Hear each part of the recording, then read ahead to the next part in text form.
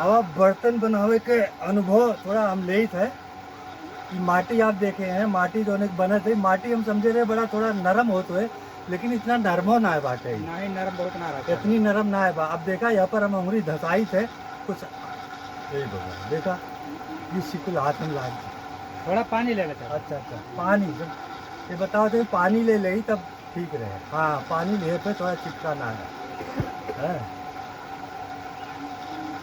या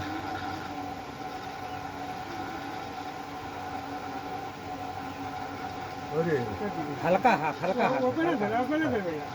यही दे दी। हाँ, डाल, डाल।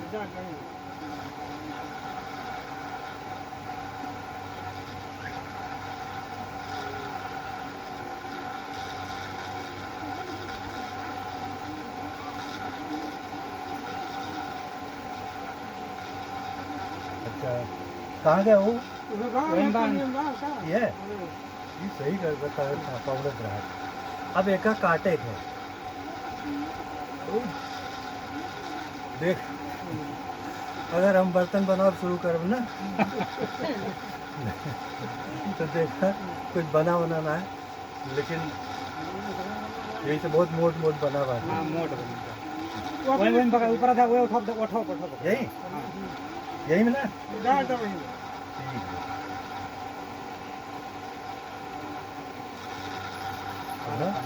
पानी बाटे पहला